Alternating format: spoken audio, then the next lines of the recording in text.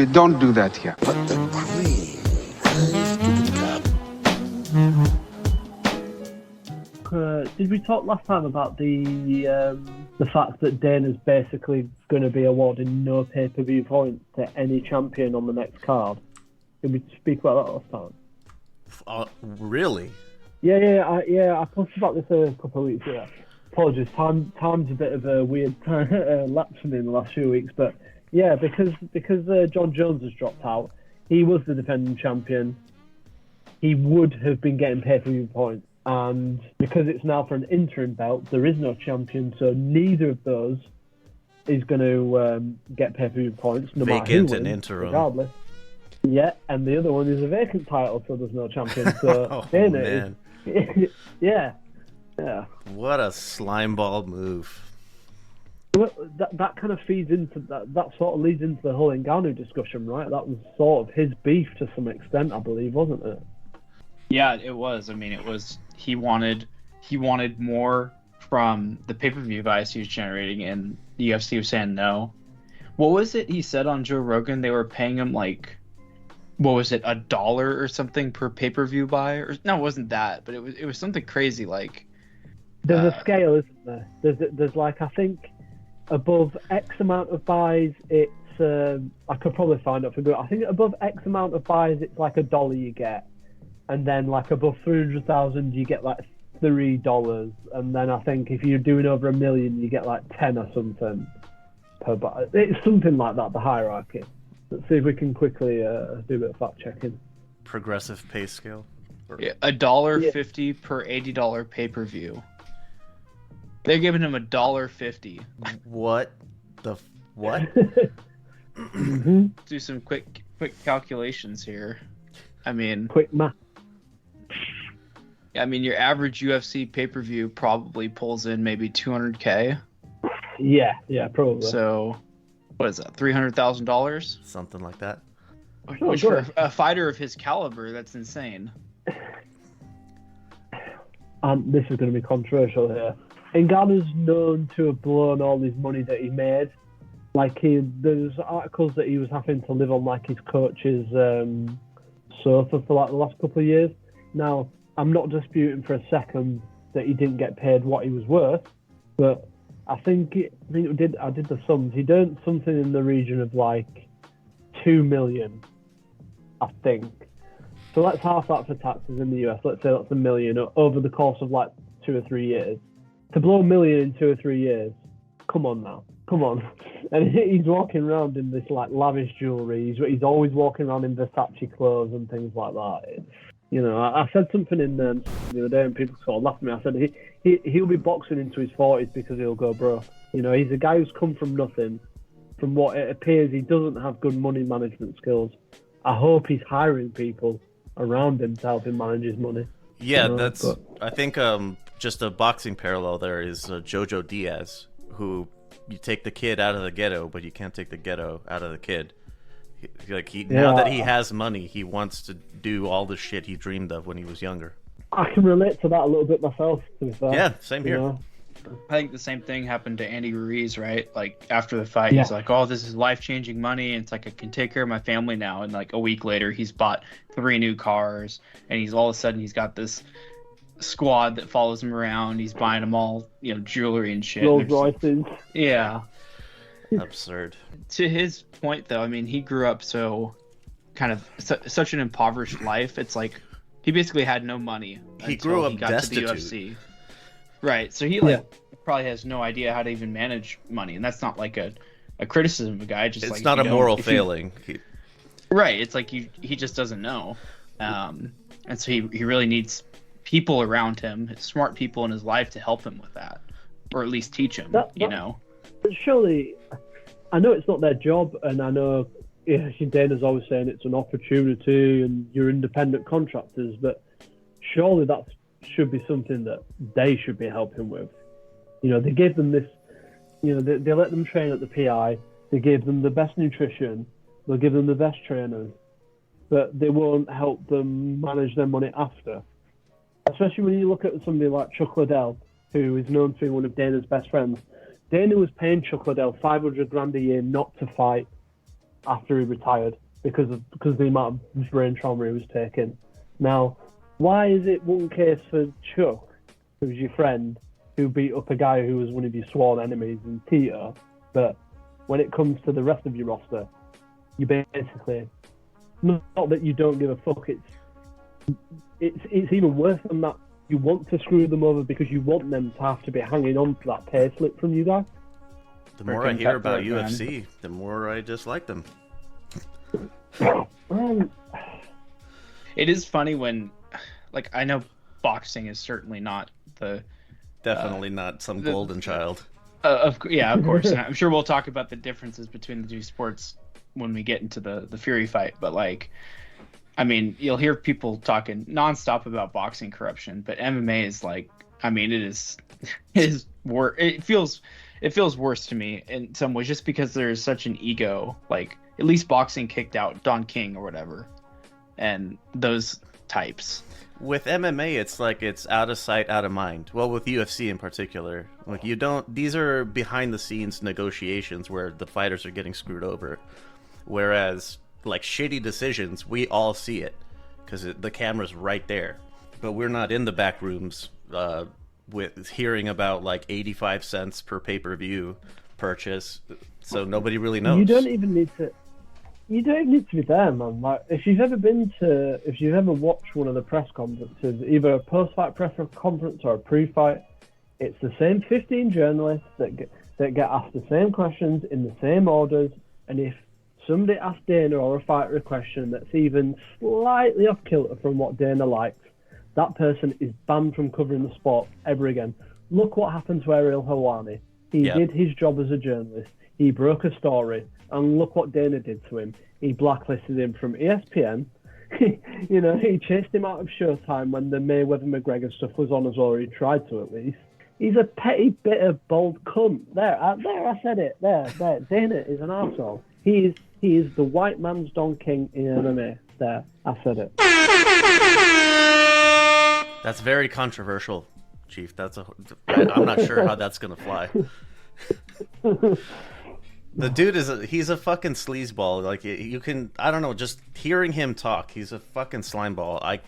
I don't know if I would take Don King over Dana White, but it's like, do I want to get blasted in the ass by Dana White, or do I stick with Don King, who's blasting my ass? Politics is just all one big ass blast. You're gonna get your ass blasted. Nationwide Okay, ass blast. No more. As I've got older, and Leo, your life experiences will speak to this a lot more, in particular what's going on in the Middle East at the moment, but you learn to recognize the patterns of speech in what they say and how they react to questions and the way they deflect, and it's like you just get this scent of bullshit from Dana. I just get it all the time, every time his favorite line. This is his absolute favorite line, and I'm sure if I could be bothered, I could find you 50 examples right now on YouTube. It'll be ex-fighter doesn't want to fight, and I'm sure Nathan, you've heard that a million times before as well. He said it about Ngannou. He said it about John Jones for a few years when the heavyweight stuff was going on. Who was the big one he was saying it about for a while? He didn't want to fight. With the Diaz brothers, he was saying it about them for a while. Come on. Yeah, it's like whoever's not cooperating with the company, it's like, oh, well, they just don't want to fight. That's very common thing. He's got that kind of like used car salesman vibe about him, doesn't he? Yes. That's the kind of the vibe Sleazy. I get. Perfect. Yeah. But on the flip side of the coin, the golden children like Connor, you'll hear him say, "Oh, Connor never turns down a fight. You never ring Connor, and he never turns down a fight." You always hear him say that about Connor. You always say it about Ronda. Did he do that with Brock Lesnar? Well, Brock Lesnar, he gave the Brock Lesnar was a funny one, isn't it? I think we spoke about this last time, didn't we? The USADA thing. The Brock Lesnar, he gave him the special pass to come back, didn't he? So yeah, Dana's all about the bag. If you get in the way of his profits, he's gonna make you his worst enemy. But if he'll make you his best friend, if you're, the ticket to success. So Connor, Brock, Ronda, anyone with like a and I think Sean O'Malley's probably going to be up there too. I mean, his superstar power looks like it could be insane, and so expect a lot of that. Yeah. Well, that was quite the intro. Oh goodness, I don't know if Ultimate Fucking Casual is the proper name for that, because that was some inside baseball kind of talk. That was good though. It's really good to hear. I'm glad that we're taking the Helwani side of approaching the discussion. I was at a Jake Paul versus Anderson Silva, and I went to the post-fight presser, and it was, like you said, it was the same fucking people. That sounded like just canned questions that they say all the time. I don't know if they're the same people, but it seemed like they're very much used to being around each other. There's please listeners, what's the big guy called? It's the guy that Colby always has to do press-ups before he'll answer his question. What's his name? John Morgan, that's it. He's like, he's got that sort of like curly hair. He's always the first guy that Dana lets ask a question. And then there's this older guy as well. I think he might cover boxing too. I can't remember his name off the top of my head. But those are always the first two guys that get to ask the questions, and they're in the club, as it were. Mm. Okay, let's do the intro stuff. This is the Ultimate Fucking Casual. My name is Leo. I don't know a whole lot about MMA. Well, I'm learning, as you might have heard. But I'm joined by my good friends Nathan and Chief, and they're going to school me up. Pulling up our bootstraps, oiling up a couple of asses, and doing a little plowing of our own. Not gay sex. Oh, okay, because that's what it sounded like. So the first intro topic I got here was the Bellator PFL sort of merger. Bellator's being absorbed by PFL. It looks like the deal is done, and it should go into effect January 1st. So I'm not sure. Yeah. It's kind of weird how... I'm not sure how they're going to do that, because the way Bellator is structured like UFC, the rules are made up and the rankings don't matter. Just whoever is the bigger names, those are the guys who are going to fight each other. Whereas PFL has a pretty rigid league structure. It was interesting to read about. It's an interesting concept. The two guys that are, which we'll kind of touch on it later, but the two guys that are fighting on the 24th for the heavyweight championship, one of those guys, he was the #1 seed in heavyweight 2 years running, but in his 3 heavyweight finals appearances, he lost. So this is like his 4th attempt. It's kind of strange. I'm not sure how they're going to put Bellator into that, or the Bellator roster.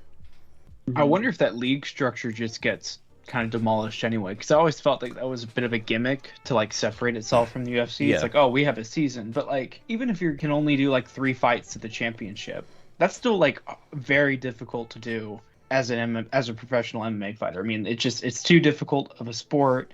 There's too much damage you take. Having to go through the season again to get to a championship fight.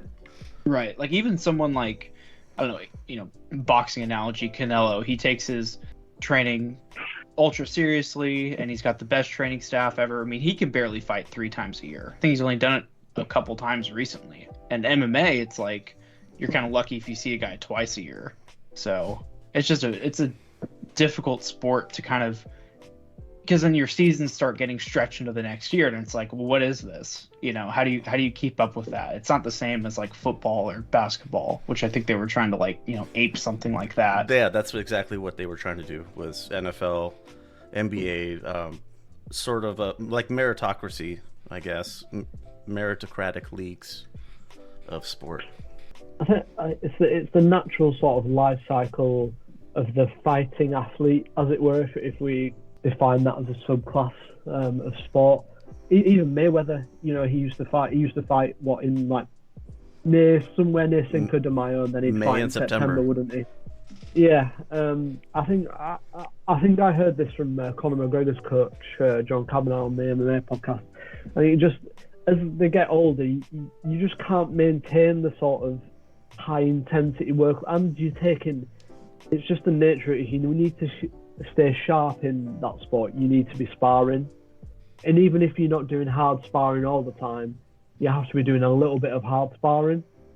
And just as you get older, the wear and tear on your body, you know, as good as medicine is now, you know, you can have injuries repaired, but not everything's repairable. Right. You know, and it's just, again, as you can't, nobody defeats Father Time, do they? Yeah, the human condition, you can't reverse the Yeah. clock, the age, the wear and tear that your body takes, even just living naturally. Yeah, absolutely. I mean, you get shorter as you age. You literally, as you get into, if you measure yourself, you literally see old men and old women, they shrink as they age, just because of gravity over time. You know, I know it sounds like a really stupid, simple thing to equate it to, but it's a complex interwoven systems, and when you're damaging muscles over and over, and there's only so much repairing your body can do after a while, and you can have the best nutrients. You can take, even if you're taking the best steroids in the world, you know, after a while you're going to end up looking like Liver King with a bloated belly and, you know, like bulging intestines and stuff like that. Like so, just perpetual beet red face. Yeah. Or the Dana White, Joe Rogan, HGH head thing that they've got going on. They just tomato. Yeah, tomato. There you go. Similarly, something I do on, you know, just personally, I foster animals. I ended up doing they call it hospice, where you take like a senior that doesn't have a lot of time left, and it was like the over time thing. Like she would get sick, and then it would take a while, but she would get better. She'd get sick again, and then it would take even longer to get better, and it just gets to the point where she's not getting better anymore. And that's just like a little cat, you know what I mean? The organic being just decays. It's funny you say that, Leo, because it's been a while since he made an appearance, and I don't think he's afraid of the fireworks as Brock, but he's looking at me right now as Brock. He's sat on the landing because my wife's having a bath, and he's about 15 now, and I think he's got a bit of a dementia because he sort of attacks us a bit sometimes, and he goes through little phases where he's sleeping all day and he's not eating and stuff, and then he comes out of it and he goes back into it, and you know, it's just the natural, you know, progression of life, isn't it? You've got to let go at some point, which is something. It comes back to fighting, doesn't it? It's something that we spoke about this last time with Volkanovski, where he said he was struggling not fighting. You know, we saw this with Ali. I mean, a lot of fighters come back for monetary reasons, of course, but a lot of these guys, they struggle to move on to something else when their career's finished, and that's when we see, you know, the sad cases like Holyfield, you know, a few months ago or however long it was ago, when we see him just an absolute shell of a human being in the ring there. And a guy like Volkanovski, he burns the candle at both ends because he's trying to stay in competition all the time, because he can't really handle regular life for whatever reasons he has. But burning the candle at both ends. It's not like he's gone into fighting as his first love either. He played rugby league as a first sport, and I can tell you firsthand that is not so. I've watched a lot of. One of the reasons I stopped playing at the age I did, a lot of my friends were getting injuries, and you know, they can't afford the best private care and stuff. Like, I've got friends now, like one of my really good friends, he got really bad torn rotator cuff, and he can't move his arm above his head. He's had it operated on like 4 times, and you know, and it's just for a bit of fun on a Sunday afternoon with your friends. It's, you know, yeah, is the juice worth the squeeze? That's disregarding the head damage that you take. There's a famous case in the UK. We're getting off piece here, but it does come back to CT. There's a famous case over here in the UK at the moment. He's a rugby player called Rob Burrow. It was extremely successful. Do you know what? Actually, he's like Volkanovski's size and build, and he's developed motor neuron disease, and he's a shell of himself now. He doesn't even look like the same person. He can't look after himself. He has to be assisted around in his wheelchair. His wife's a full-time carer, and that's just from playing the sport. It looks pretty, you know. That's a lot. It is a lot, and This is why I have such a bee in my bonnet with people like Dana and like Don King, who milk these guys with no assistance after their career is over to help them transition into something else, or even if they just give them an office job. Absolutely no them come in guilt, and no remorse. They don't give a shit as long as they're getting money. No. Yeah. And that's the sad thing, though. These guys are like making absolute bank off these guys. Like they are not hurting. They have more money than they know what to do with, and they can't even spare a small amount of it to take care of these guys after their careers. Dana's a billionaire.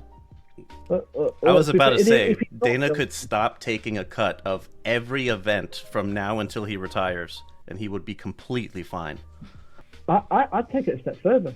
He could probably lose money. He could probably lose 10 million on every event he does for the next 3 years and still live the exact same standard of life that he does now, I'd imagine. Because what he had 25% stake in Zuffa, right, when they sold it to WME. They sold it for $4 billion, right? So what? He probably netted somewhere in the region of $1 billion. He's no matter what happens to him, he's doing whatever he wants, whenever he wants. Yeah. For the rest of his life, and his children are too. Well, let's get rolling into the recaps on that somber fucking note. There's a lot of rage. Yeah, no, it's completely warranted, and these conversations need to happen again and again and again to keep reminding people. This is like, you need to know the cost of what you're watching, the price that they're paying for your entertainment, and the people who are, I don't like predators, it's like industrial farming, just animals lined up being milked. Let's get to there was a ONE FC card on the 27th. That was a Friday in October. My notes on this one is I refuse to find more information or watch it out of complete spite because the goddamn website didn't have anything. But what I did watch, Fury versus Ngannou. So my note on this one is Fury wins by split decision, ? Slight correction here, it was not split, it was a unanimous decision, but the larger point still stands. Really? Did he? Hashtag fuck Tyson Fury? Did he win? I think he won, but in the most embarrassing way possible. I'm kind of stuck between a rock and a hard place on this because, I'm on board of the fuck Tyson Fury, fan club here. We're on that bandwagon, but at the same time, the whole I get wrapped up in the whole boxing versus MMA discussions probably more often than I should, and I was still I don't want this shouldn't be close just for boxing's sake. Not that really matters to anyone other than me. So just to see Ngannou go in there, it's his debut fight. He's 37 years old, and he's putting the lineal heavyweight champion on the floor, and he's he embarrassed him. It was one of the worst showings absolutely the worst showing from a boxer in these crossover fights that we've ever seen. And he kind of almost makes a mockery of the sport when it's there almost is an argument that the boxing had to rob the MMA guy for the boxer to win. What a disaster of an event. So really, I do mean it when I say it this time. Fuck Tyson Fury. What the fuck are you doing? Yeah. I think let's start with that. Ngannou didn't just show up for a paycheck. Absolutely not. He clearly wasn't been trained by Mike Tyson.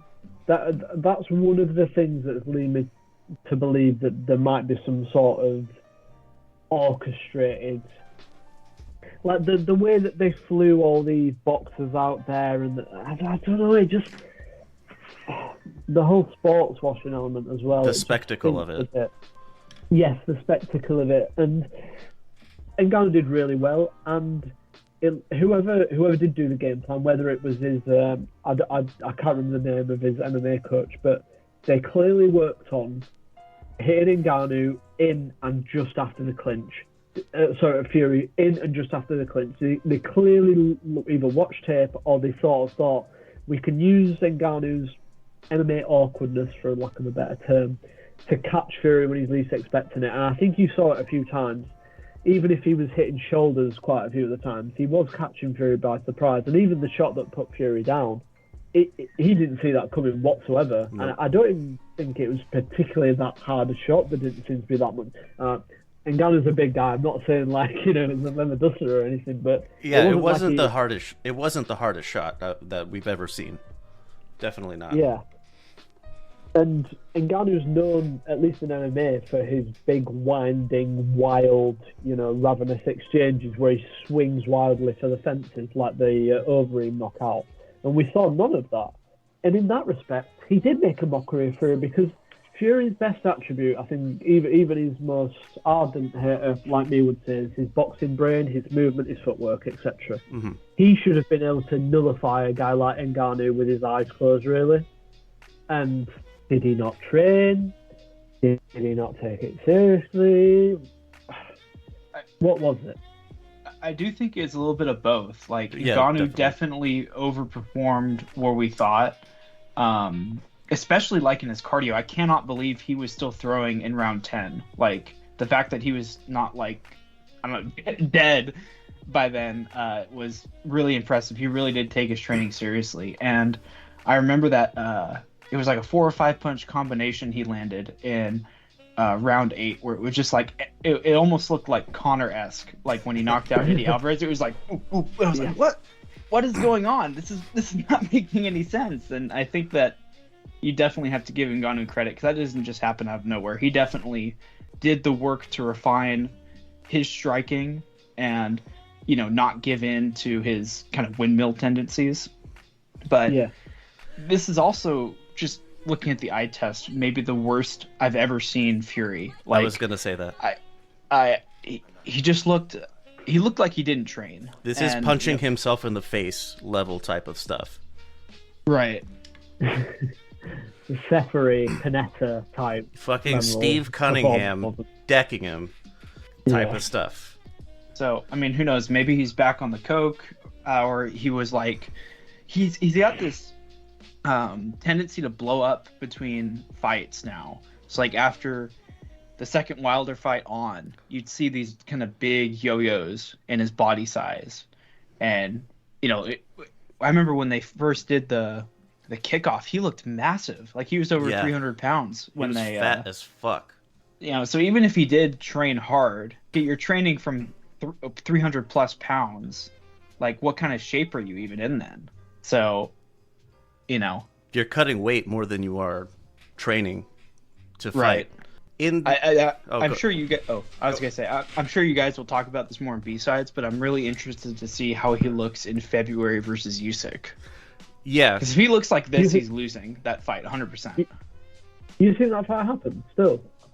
I thought they announced that it would happen in February. Yeah, it's on. They pushed it back a few months.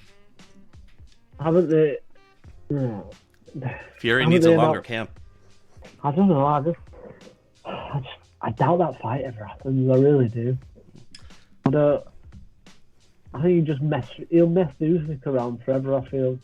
Yeah, he might. I really hope he doesn't, but we all know Fury's history on this stuff. Right. But we'll see. He probably is eager to.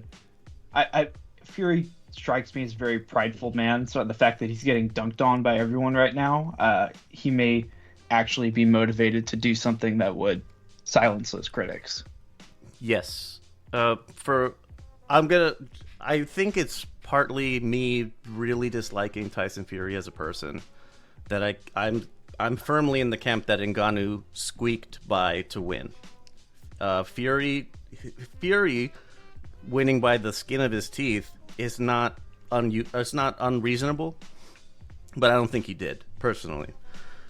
As far as how Ngannou had success is a lot of what you guys said. I'm just kind of going to repeat it a little bit, but it was a bit of column A and column B. Fury didn't take this seriously. He didn't train as hard as he could have, should have. Ngannou, it did not come to just get paid. He came to win. He came to make a statement at the very least, and he absolutely succeeded. As far as what happens next for Fury, that is where I'm going to make a super awesome plug. We're going to talk about that on B-Sides a little bit later. But what's next for Ngannou, we're going to talk about right now. So we were talking about that, I think, before we got formally rolling. But is he going to box more, given his success, or I got these three names. They're from the ESPN, an ESPN article. They're not mine. I don't claim to have found these, but for like the PFL league structure, the top two names I got here are Denis Goltsov and Renan Ferreira. Those two are in the heavyweight final. So the champion will be decided on the 24th. And so that seems like one of those two seems like the best move. Winner or loser, it doesn't really matter. And the third option was Ryan Bader, who's the Bellator heavyweight champion. Ryan Bader, it's important to 40-year-old. Was a 40-year-old light heavyweight Ryan Bader as well. Yeah, Ngannou would thrash both of those guys in a round, like no question. I doubt any combination of those fights would go more than 90 seconds. Ferreira's has like three. I think they're both the top PFL records or whatever for fastest stoppages are all his. 50, 31, and 25 seconds. But I mean, if you're fighting dad bods with day jobs, well, with a KO with that kind of KO speed, he probably will just come out swinging and walk straight into an Ngannou punch. So he could also have the distinction of being the fastest finish in PFL as well. Goltsov, that was the guy I mentioned. He has three appearances in the heavyweight final. All of them were losses, but of his wins, he has an 80% stoppage ratio, or 80% stoppages, combining submissions and KOs. So a little bit more well-rounded, but also doesn't seem to really step up to the bright lights as well as maybe Ryan Bader could. Yeah, he didn't quite cut the mustard in the UFC at light heavyweight, and that's why he ended up in Bellator at heavyweight and as the champion. So that kind of tells you the level of his ability.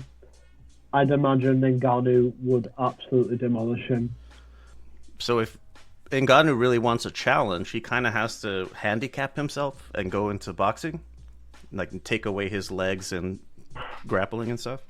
Well, I think that was a big part of why his stamina looked so impressive. He didn't have to worry about the takedown threat. He didn't have to be constantly cautious of kicks. He didn't have to be constantly cautious of grappling exchanges. He didn't even have to be cautious of the work up against the fence. And I think that's really what worked in his favour. And I think that's why one of the big reasons why his stamina looked so good. That was something I wanted to bring up that I forgot about the Fury and Ngannou thing and like crossover fights in general is like boxing versus MMA. I don't know. To me, it's kind of like it's kind of a stupid discussion. Like I don't know. I take those crossover fights. I take those in a vacuum because like Anderson Silva looked awesome. Jose Aldo looked awesome. Conor McGregor looked like shit. And he boxed fucking horribly. Oh, come on, man. Against TBE. Come on. I guess that does give it a bit of context that he was fighting a fucking generational great, all-time great. Still, like he couldn't let go of a lot of his MMA tendencies, which caused him problems. It did, but he was never going to win that fight. No. It was everyone. A lot of people got swept up into the hype of Conor's power and his 4-ounce gloves. But I think he acquitted himself extremely well. I think he did himself proud. Is he a great boxer or is he a good boxer? No, of course not. But did he go over there? Did he represent Well, yeah, absolutely. And I think if Conor hadn't have done so well, there's no way you'd have seen that Ngannou Fury fight. No way. Yeah, I think if nothing else, I mean, he made that fight fun as hell. Like, that was a fun fight. So he gave a good account of himself, at the very least. Yeah. All right, that's fair. I can get on board with that. But it wasn't the best performance of like the MMA guys going into boxing. Like Aldo had it much easier. Yeah.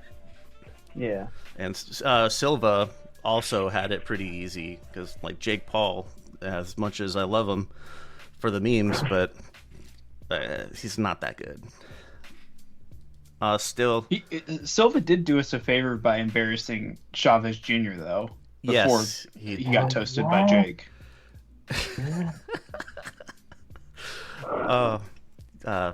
Yeah, Chavez Jr. getting hit with pizza. That was great. Man, if only we got that. If only we got that Silva Roy Jones fight back in like 2010 time. It was meant to happen. Oh, that would have been great. This is a very random little tidbit, but one of the funniest things I've ever seen is Joe Rogan talking about Anderson Silva beating Chavez Jr. and he's trying to hype up Chavez. Like, that guy's a world champion. That guy's a legit boxer. And I was like, oh my God. Is he though? Is he? But Joe, whenever he talks about boxing, if you guys watch his podcast, it's like he only talks about the 90s and previous to that. Like, he doesn't know anything about the current day. So he just sees Chavez and he's like, oh, Chavez Sr., his son must be good. And it's his not. So every time I hear him talk, he says things, right? And I think, oh, if Joe gets it, he likes boxing, he knows. And then he'll say some of the next sentence and it'll be like, oh, no, shut the fuck up. Those are the only parts of Joe Rogan that I do, like, of his show that I watch or listen to are his interviews with boxers. Like his interview with Andre Ward, Deontay Wilder, etc. Right. So yes, having knowledge of MMA does give him an ability to ask interesting questions of boxers, but yeah, he has no idea what he's talking about. I think let's not forget as well, he was the guy that was saying that Ronda could like beat up Floyd. Yeah, that was special. I can't ever forget. Yeah, I can't ever forget that. That was extremely special. Too much of a company man at that point. Oh, yeah. Where Dana's left foot goes, Joe's right foot goes as well. Don't worry about that. Anything more on Ngannou before we get rolling? All right. There was another. So the one FC card on the 27th of October was Friday Fights. This one on November 3rd was Fight Night. Still don't understand the difference. Regardless, this was headlined by Jonathan Haggerty in a kickboxing title fight. It was Fabricio Andrade is the MMA champion. Haggerty is the Muay Thai champion. So they were fighting for the vacant kickboxing championship. It was an interesting fight. It was fun. I liked it. Tai Ruotolo. This was a welterweight grappling championship. It was actually kind of entertaining. It did go the distance. So if you're into anybody who's partial to boxing, you're not gonna like this. So skip it. But I found it entertaining anyway. And there were a couple of other fun fights. Halil Ahmed Muitaba was an MMA fight. It was really fun while it lasted. An interesting decision in kickboxing, Rui Botelho versus Zhang Peimian. And there's a fun ladies fight, Christina Morales versus, they just called her Supergirl. It was also a kickboxing fight. So those are kind of fun. I recommend checking them out. Now, UFC Fight Night. This was last night for us here in the US. Let's start from the bottom up. disclosures up front. These two, this bottom one, I don't think I watched. Caio Borralho versus Abus Magomedov. No, I did watch that one. Never mind. Magomedov. This was middleweights. You guys stop me if you need to add some flavor to it. Rodrigo Nascimento gets the unanimous decision over Dantele Maes. These were heavyweights. This not the most entertaining. It seemed a bit like there was a boxing match between heavyweights on a card on ESPN as well, and yeah, it was just two tubs of shit. That's kind of what this one was to me. There was a parallel there. Oh boy, this one was fucking fun. Nicholas Dalby stops Gabriel Bonfim in the second. I'm gonna be honest with you. Going into the second round, I seriously thought Bonfim was gonna win. I thought it was all but over. And then Dalby, I thought I was quite a comeback of the year sort of contender. Yeah, it was a seriously fun fight. Man, so I have here ultimate fucking calf kicks, because Bonfim, anytime he threw one, Dalby was stumbling, and then he'd follow it up with some punches upstairs, and it was working. It was working until it didn't. But those knees were nasty. Disclaimer, I didn't watch this card last night just because I'm trying to get my sleep pattern sorted.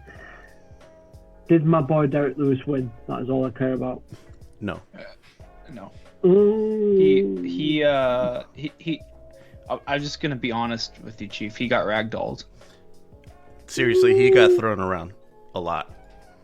Towards the end, it was getting a little bit, I don't know, just two heavy guys completely gassed out, just kind of flopping around a little bit. But yeah, those takedowns were bad.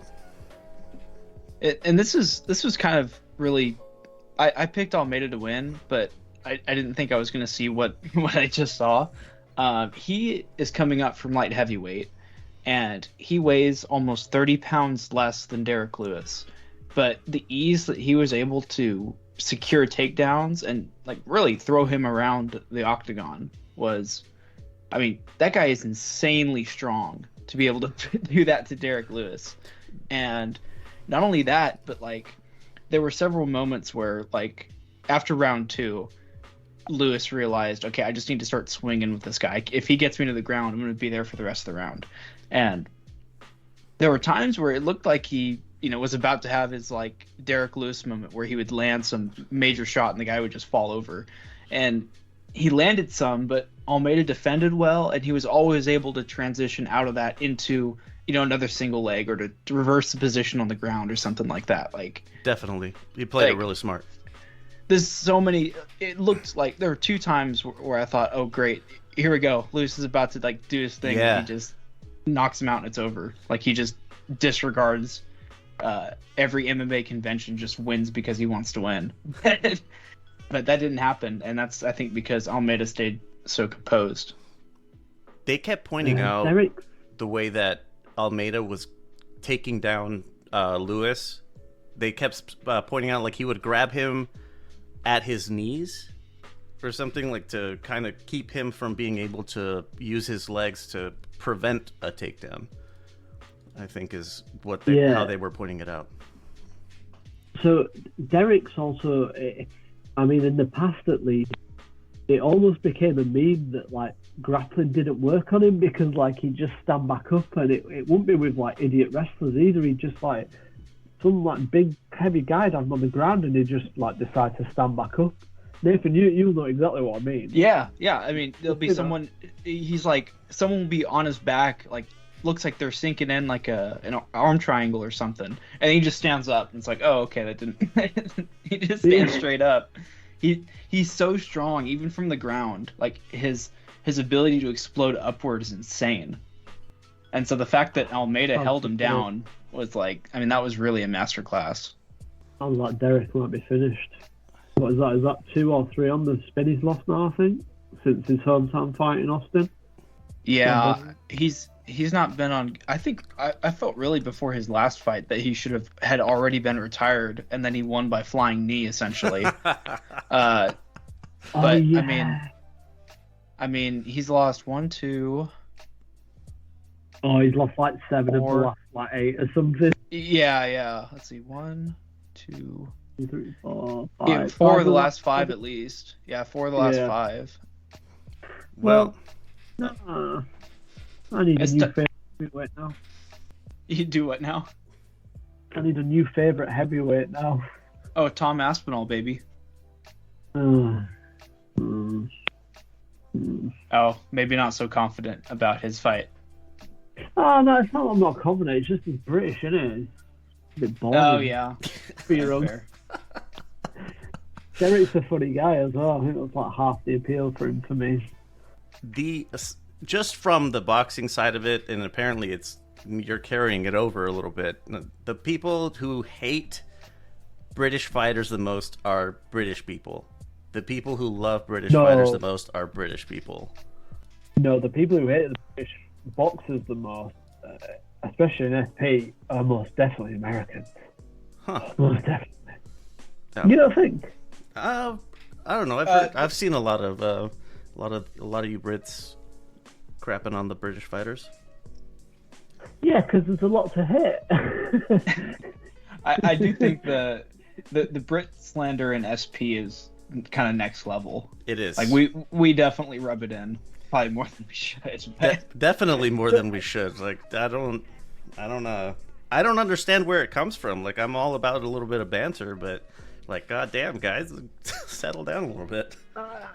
The thing is, I get it because the best fighters mostly have come, the best boxers at least mostly have come out of America, and you know, especially Olympic pedigree as well. You know, a lot of the guys that we've had have kind of been, mean fighter is maybe the wrong word, but guys like Joshua and Fury is a bad example. Amir Khan? Amir Khan, yeah. Well, like, or even Derek like Chisora, like Leigh Wood or something like that. I mean, he even in some Josh Warrington. areas kind of falls into that. Yeah, Carl Zaghi as well, even though he's Welsh, Italian, you know. Cordina. Yeah. Is it like really mild mannered? I don't know. Do you know what I think is? I think if they're associated with Hearn at all, I think they're automatically like a 10% like vitriol from the server. Like if like there's any sort of close association to Hearn, that like immediately makes them hate. Yeah. If they're with Mick or with Warren, like it's like they can be like it gives them a pass to some degree. Because I think the Americans get rubbed up. Not you guys in particular, but I think a lot of, maybe not Noir and those guys, but I think a lot of people take Hearn a lot too literally. Like when he says things, I don't think you quite understand. Like when he's being sarcastic sometimes, or when he says things. I mean, he is a prick too. Don't get me wrong, but when it's one of the American promoters doing it, it's like you almost get a pass. You know, it's like Al Heyman's this god in boxing who controls everything. He can do no wrong. Shit, I'm gonna get some flack for that. Now we got to keep moving. It is an interesting dynamic hearing it from your perspective. It's more nuanced than I thought. There was an Australian guy during the Tim Tszyu fight who was being really defensive about Tim Tszyu, and I was like, dude, what? Like everybody that's chatting right now, like we're all here because we like Tim Tszyu, all right? And then one person said, like, is he really that good? And then that Australian guy fucking lost his shit. Kambusi fight as well. The Kambusi fight, I'm sure that same guy was around as well. Yeah, if you want to see an angry Australian, just say the name Jermel Charlo, and you'll see the worst of him. Point totals. We got Nathan. You picked up the one that we had for the previous for the review block, so you're down by 10 as the year starts winding down.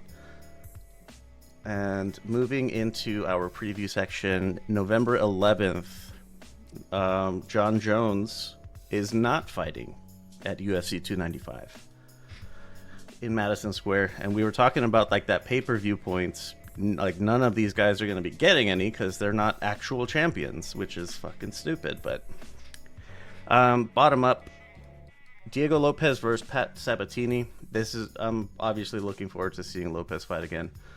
Matt Fravola, ranked 14th versus Benoit Saint-Denis. These are lightweights.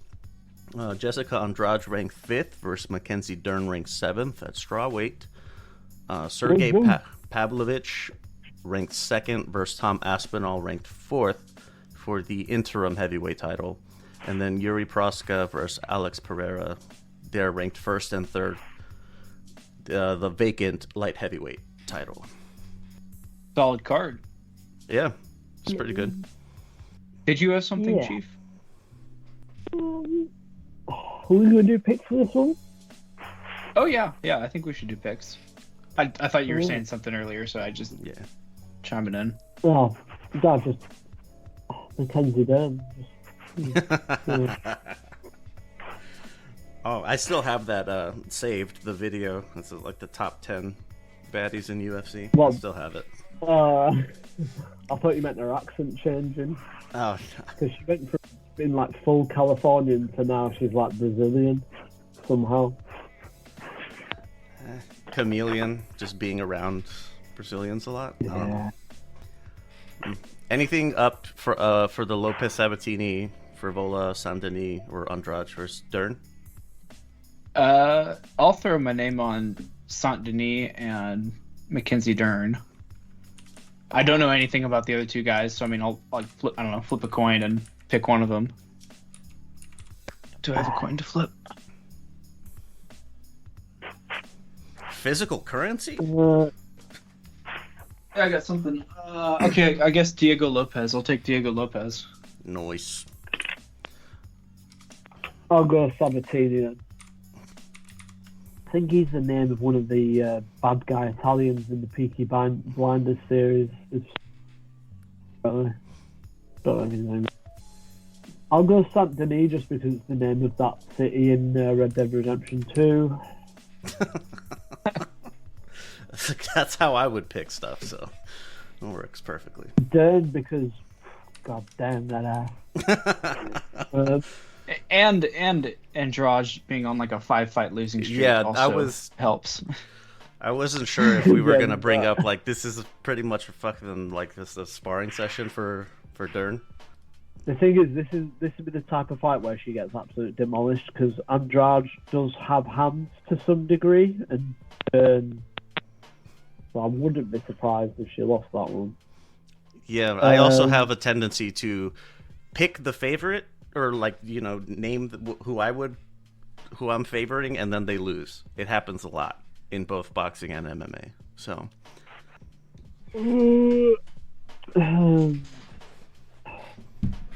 Pavlovich versus Aspinall.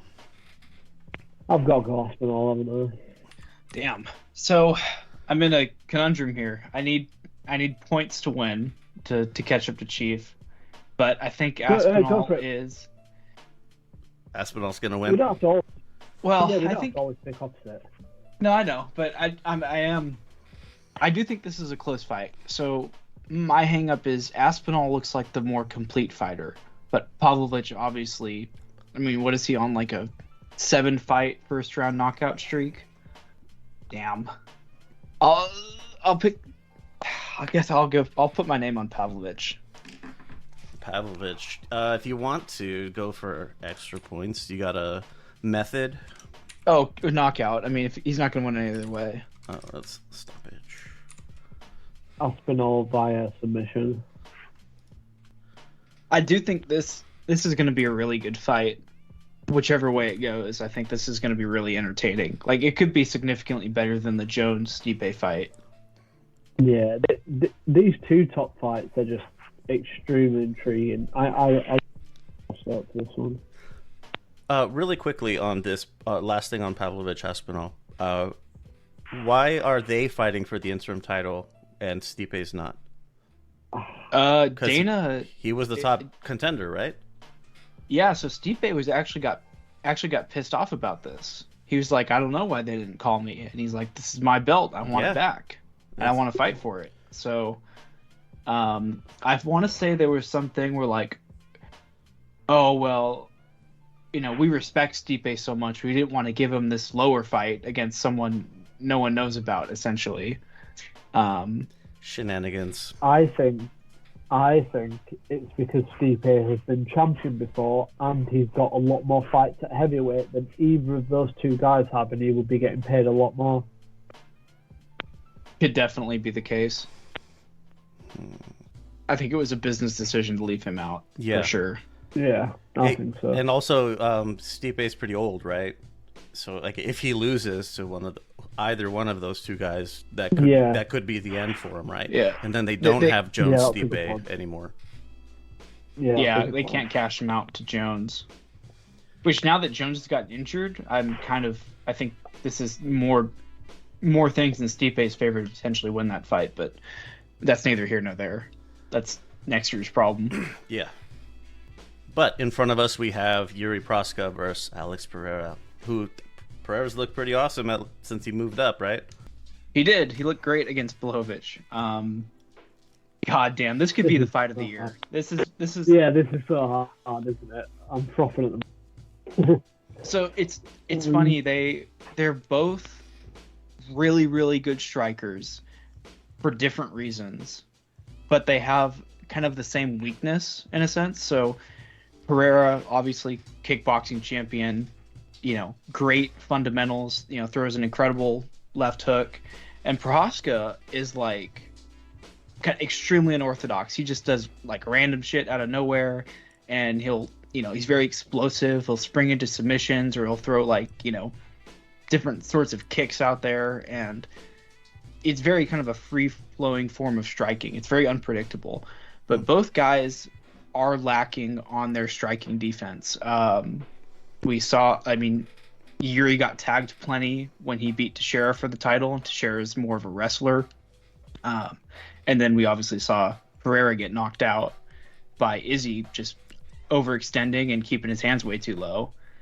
So, this is like, it's going to be complete clusterfuck. It's going to be complete fireworks. And then one of these guys is going to land and knock the other out.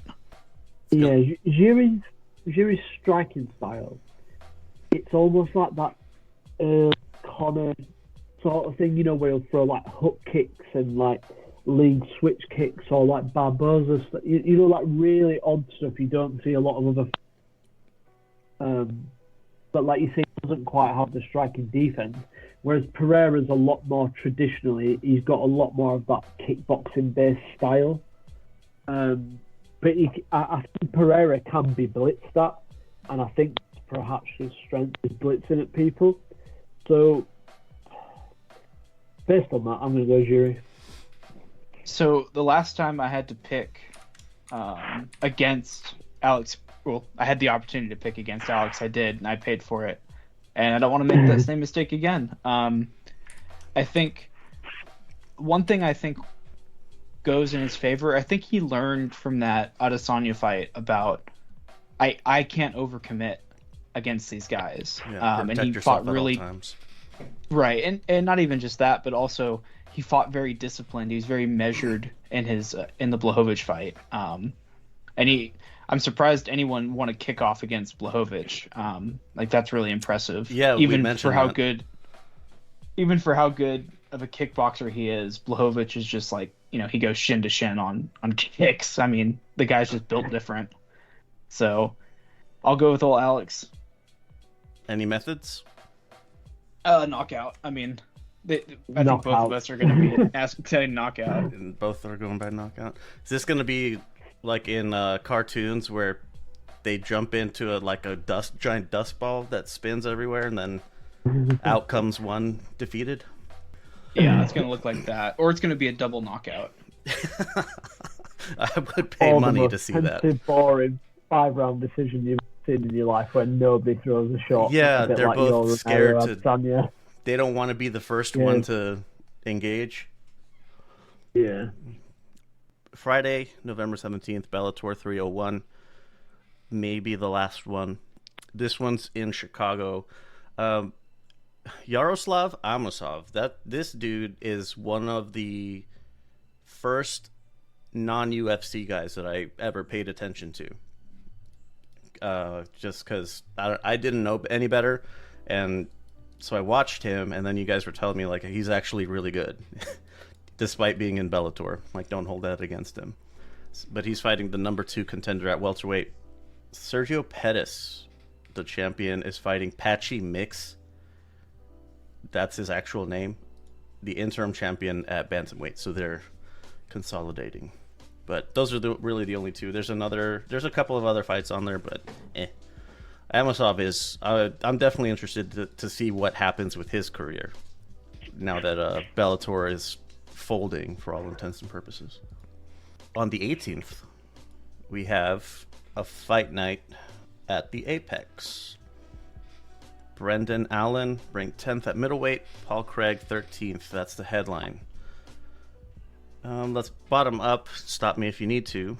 Johnny Parsons versus Euros Medic, I think it is. These are welterweights. Luana Pinheiro ranked 9th versus Amanda Ribas, ranked 11th at strawweight. I've got Ribas.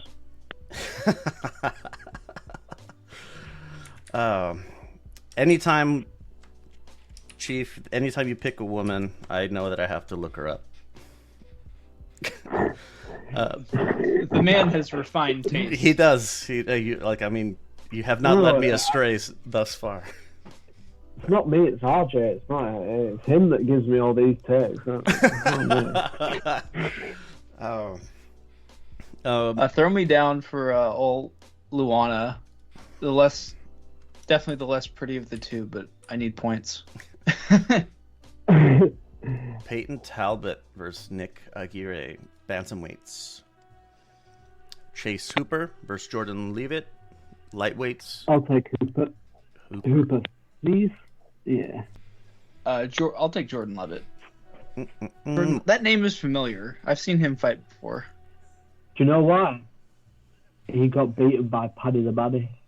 Oh no. Okay, no. Take my name off. No! Put me on Chase. Oh shit. His nickname, by the way, is the Monkey King. So do with that what you will. No, it's not. I really don't know what to do with that information. I guarantee you it is. The Monkey King? It's on his Sherdog profile. All right. Well, get after it, Monkey Man. Michael Morales versus Jake Matthews at welterweight. These are not Monkey Kings. Just Monkey Lords. Yeah. I'll take Jake Matthews. The old Aussie. I got it. I'll have Mariah then. And the Archdukes of Monkey. Brendan Allen, ranked 10th. Paul Craig, 13th. Middleweights. Oh, I've got Paul Craig. Is this the Scottish dude? It is. And I'll take Brendan Allen, I suppose. All right.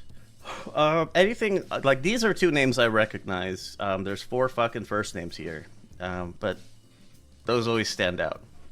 What are we looking for from these two as they're trying to climb the ranks? So you're getting confused with Arnold Allen, I think. No. Arnold Allen is the.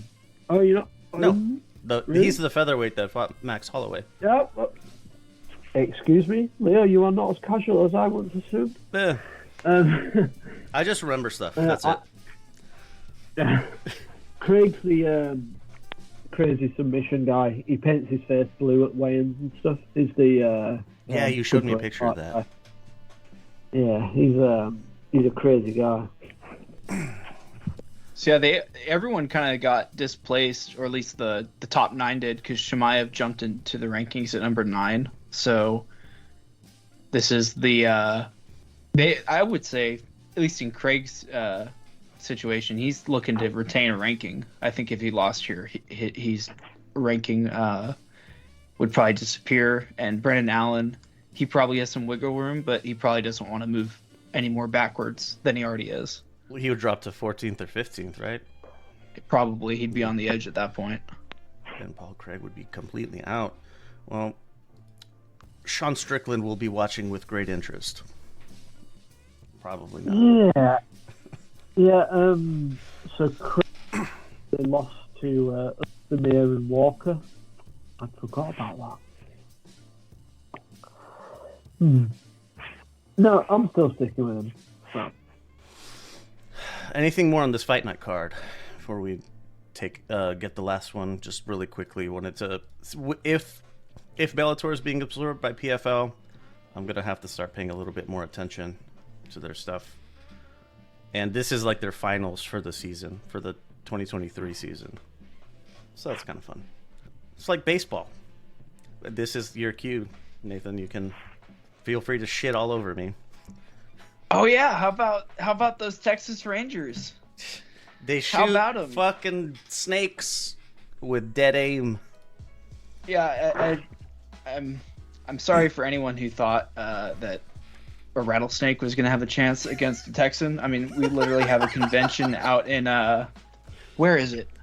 Like Amarillo. We have the rattlesnake roundup out in. You ever heard of this, No. Leo? Mm-mm. Where we fucking do it? This sounds very Sweetwater. Texan, though. It's out in Sweetwater. Yeah, we literally find like a bunch of rattlesnakes and we just kind of kick them around and Turn 'em show into them off belts? and eat them. Oh yeah. Did you say Amarillo? Is that a real place? Yeah. I thought it was just like We made wish up it in the wasn't. song. I thought it was just made up in the song. Yeah, Amarillo's a real place. It's in the Panhandle. That's not where Rattlesnake Roundup is. That's actually in Sweetwater. But Alright. I mean, it might as well be. It's a West Texas town, oil town kind of thing. That makes sense. Speaking of baseball, did you see the Rangers are favorites to sign Shohei Ohtani? I was just reading about him. They were... Yeah. Yeah, he's a fucking beast. I don't know Yeah, much that- about baseball, but... So he is like Ace pitcher, right? well, but also he- can fucking... has a rocket for he's a bat? modern. He's a modern day Babe Ruth. Like he is he's the best pitcher and he's like the best pitcher and the best hitter basically. Where's he Yeah. coming from? He's from he was It looks with like you're talking the about- Angels, but they've like kind of squandered his talents since he came over from the Japanese league, Yeah. and now he's a free agent. What do you say, Chief? No, I'm still here. Oh, I thought you were. Yeah, I thought it you sounded were like you were going to chiming say in. something. What's going on?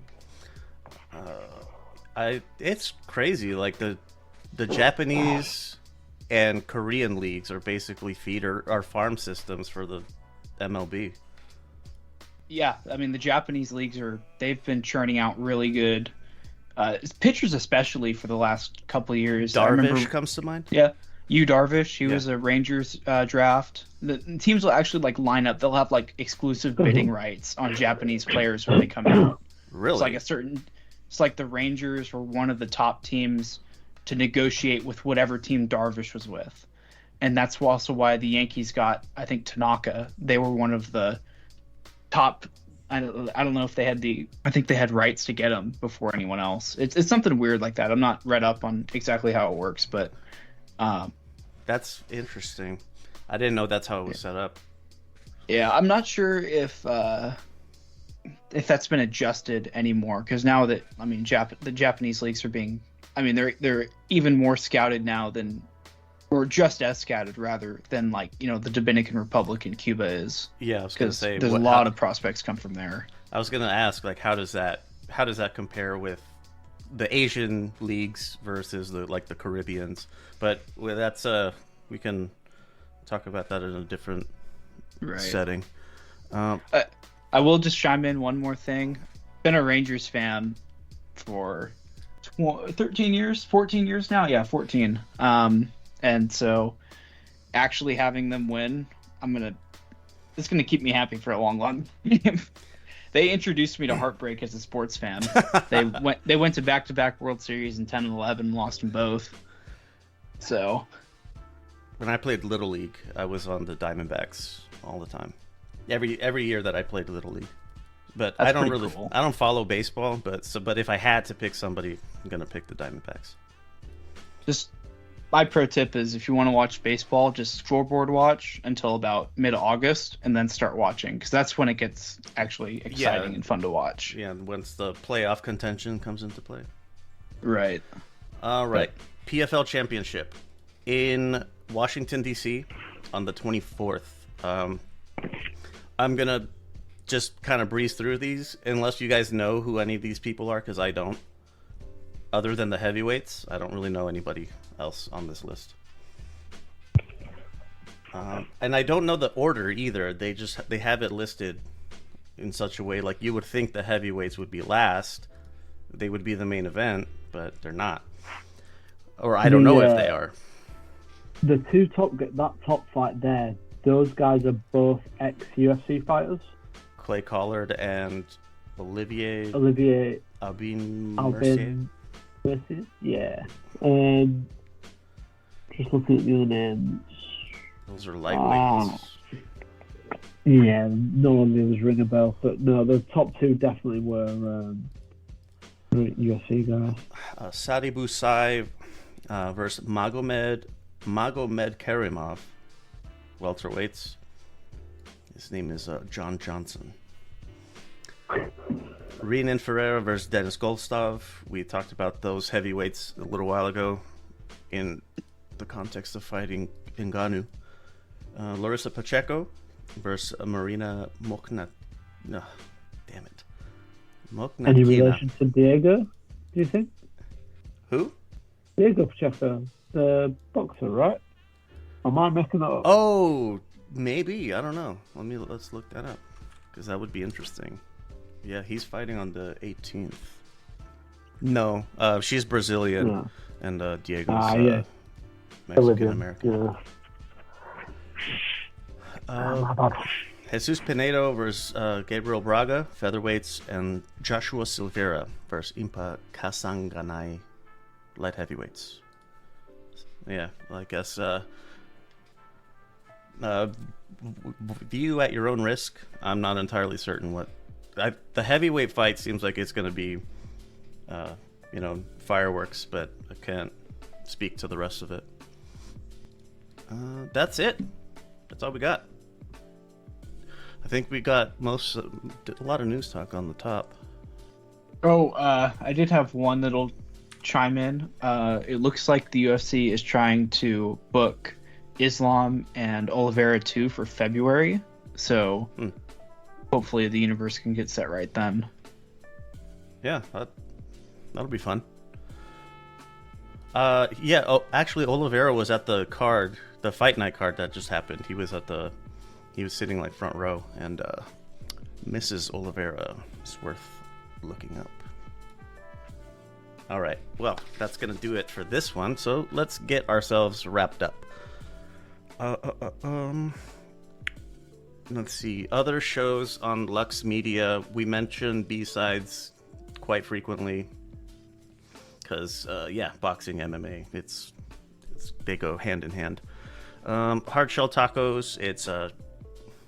It's a show I do with my cousin. It's like a slice of life. And then Progressive Patriots. There's both U.S. and worldwide news, and it is political. So I think the name should give you a good idea of what it's about or how it leans. So if that's gonna bother you, then maybe don't check that one out. Do the internet stuff is my favorite phrase. Social media posts or social media accounts, interact with those would be really helpful. Rating and reviewing on your preferred podcast platform, that's fucking vital, please. It would really, really help. Social media handles are all LVX Media Net. Contact options, you can go to lvxmedia.net, hit the ultimate fucking casual button. That'll take you to the page where there's an email option, and then there's a phone number that you can call or text. It's anonymous and unattended. I don't even answer my own phone, so not sure. I really probably would not answer it. Not answered my business number. Merch. We have merch. The design is very human. If you're a designer, I would love your help. All right, parting words, you guys. Anything to plug? Anything to throw out there? Fuck Tyson Fury. Yeah. If anybody has any recommendations for healing a scaphoid fracture or a medial... medial cuneiform fracture, please let me know, because I would like to get going as quick as possible. But fuck Tyson Fury, yeah, you're right. Fuck Tyson Fury. Ngannou won. Usyk versus Ngannou for the real undisputed heavyweight boxing championship. Also, that's the point. Should Ngannou officially be the lineal heavyweight champion of the world now? Arguable. I would say it's arguable. It's not. It's not like an ideal outcome. As much as I dislike Tyson Fury, doesn't bode well for my first love of boxing. No, me neither. All right. If there's nothing else, be sure to check out your local Rattlesnake Roundup. That's gonna do it for this episode of Ultimate Fucking Casual. Thanks for listening. Thanks for listening to this episode of our podcast. If you have any questions or comments on what was discussed, or have a topic you'd like to hear on the podcast, you can leave a message on our unattended phone line at 833-589-7637. That's 833-LUX-PODS. For more shows like the one you just listened to, go to lvxentertainment.net.